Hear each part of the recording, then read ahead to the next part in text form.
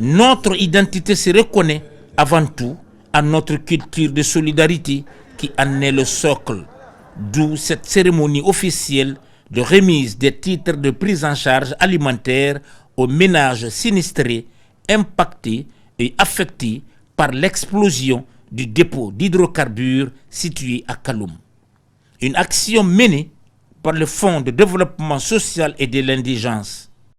La zone de Kaloum, il était prévu de toucher prioritairement 2141 ménages sinistrés enregistrés dans la base de données de l'Anguche, mais vu les réalités du terrain, ce nombre sera revu à la hausse à 3689 ménages, en accord avec nos partenaires. Le service humanitaire de l'État guinéen réitère son engagement à poursuivre son travail pour bâtir une Guinée plus équitable, où chaque citoyen peut vivre avec dignité. Pour une exigence de solidarité, le général Mamadi Doumbouya a mis en place un dispositif performant pour la gestion de cette opération. Au moment où on croyait tout perdu, tout espoir perdu, ils nous ont donné le sourire, ils nous ont assistés. Au nom des sages de Corenty, j'exprime nos profondes gratitudes aux autorités qui nous ont presque gâtés et on est satisfait de vos services, de vos assistances. Le gouvernement guinéen et ses partenaires au développement réaffirment leur engagement à soutenir les actions qui garantissent l'équilibre social.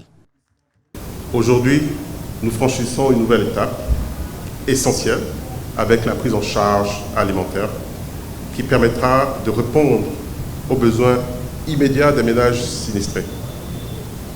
Ces initiatives, qui témoignent d'une solidarité remarquable, non seulement reflètent la détermination du gouvernement à placer les populations vulnérables au centre de ses priorités, mais elles reflètent aussi toute la dimension sociale des interventions du Fonds monétaire, dont l'objectif ultime à la fin de la journée est d'améliorer le bien-être des populations et promouvoir la prospérité des nations au-delà de la stabilité macroéconomique.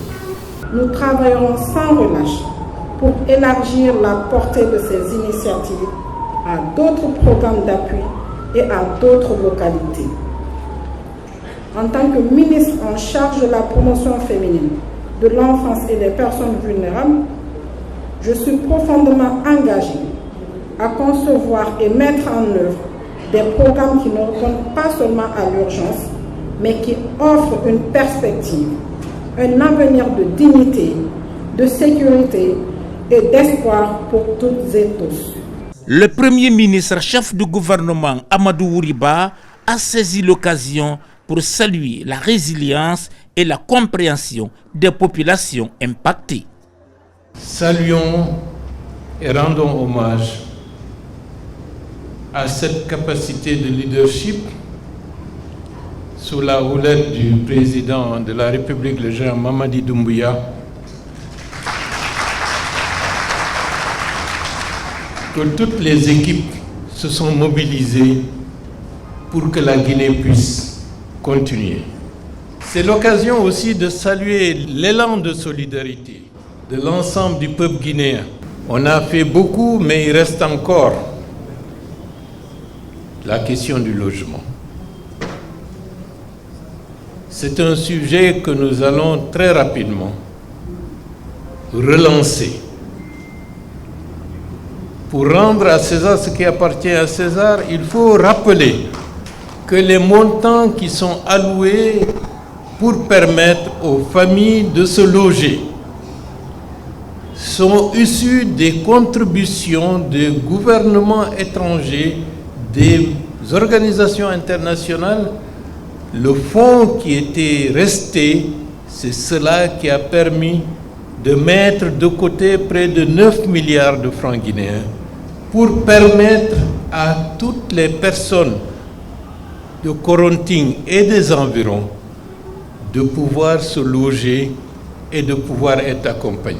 Le temps est venu d'envisager de manière responsable comment, ensemble, pouvoir public, population, la reconstruction de Korontine et des environs pourrait être envisagée pour que les familles qui sont propriétaires puissent reconstruire avec un partenariat qui leur permettra de valoriser leur patrimoine foncier. À travers cette remise, la Direction générale du Fonds du développement social et de l'indigence maintient le cap et s'inscrit dans la dynamique enclenchée par le chef de l'État général Mamadi Doumbouya en vue de renforcer la solidarité et la paix